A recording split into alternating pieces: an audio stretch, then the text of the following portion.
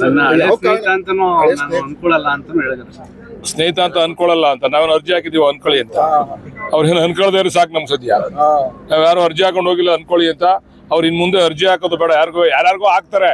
ಅವ್ನು ವಾಸುಗೆ ಏನೇನೋ ಬೈದ್ರು. ಈಗಾಗಲೇ ವಾಸು ಸ್ವಲ್ಪ ಇದಾಗಿರೋದಕ್ಕಾಗಲೇ ಅಲ್ಲಿ ಅರ್ಜಿ ಹಾಕಕ್ ಹೋಗೋನೆ.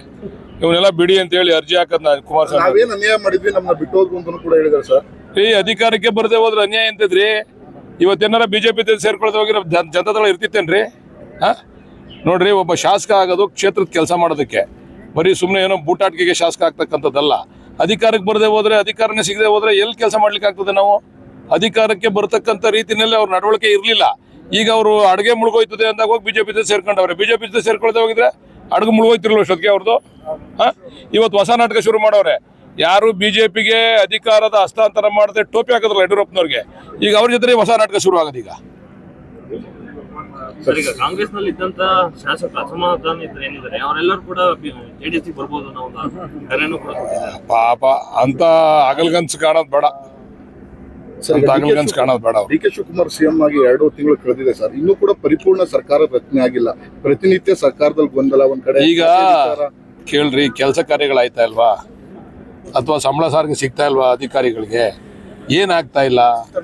ಸಿಸ್ಟಮ್ ನಡೀತಾ ಇದೆ. ಇದ್ರಲ್ಲಿ ಸ್ವಲ್ಪ ಹೆಚ್ಚು ಕಡಿಮೆ ಇರ್ತದೆ. ಇಲ್ಲಿ ಯಾಕೆ ಅಂದ್ರೆ ಇಲ್ಲಿ ಸುಮಾರು 100 ಜನಕ್ಕೂ ಮೇಲ್ಪಟ್ಟಂತವ್ರು ಶಕ್ತಿ ಇರ್ತಕ್ಕಂಥವ್ರು ಇಲ್ಲಿ ಶಾಸಕರಾಗಿದ್ದಾರೆ.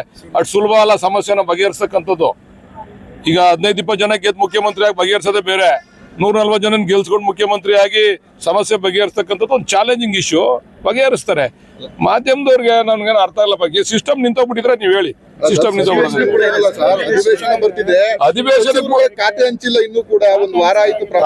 ತಾವು ಮಾಧ್ಯಮದವರು ಅಷ್ಟೊಂದು ತಲೆ ಕೆಡಿಸ್ಕೊಳ್ಳೋದು ಬೇಡ. ಈಗ ಹಂಚ್ತಾರೆ, ಆಮೇಲೆ ನಾವು ಯಶಸ್ವಿಯಾಗಿ ಅಧಿವೇಶನ ನಡೆಸ್ತೀವಿ. ನಾವೆಲ್ಲರೂ ಕೂಡ ತಯಾರು ಮಾಡ್ಕೊಂಡಿದ್ದೀವಿ. ಈಗಾಗಲೇ ಮೌಖಿಕವಾಗಿ ಆದೇಶ ಆಗಿದೆ. ಇನ್ನೇನು ಅಧಿಕೃತವಾದಂತ ಆದೇಶ ಸಿಗ್ತದೆ ಅಂತ ಹೇಳಿದಾರ ಸರ್ ಮೌಖಿಕವಾಗಿ? ಮಾಧ್ಯಮದವ್ರಿಗೆ ಹೇಳ್ಬೇಕು ಅದನ್ನ. Thank you.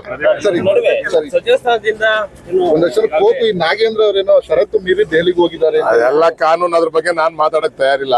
ಅದೆಲ್ಲ ಕಾನೂನು ಏನ್ ಹೇಳ್ತದೆ ಅದೆಲ್ಲ ವಿಚಾರ ನನಗೆ ಗೊತ್ತಿಲ್ಲ. ಅಷ್ಟೊಂದು ವಿಶ್ಲೇಷಣೆ ಮಾಡುವಂತ ದೊಡ್ಡವನು ಅಲ್ಲ ನಾನು. ಅದನ್ನ ಹೈಕಮಾಂಡ್ ಗಮನ ಹರಿಸದೆ, ಮುಖ್ಯಮಂತ್ರಿಗಳು ಗಮನ ಹರಿಸ್ತಾರೆ.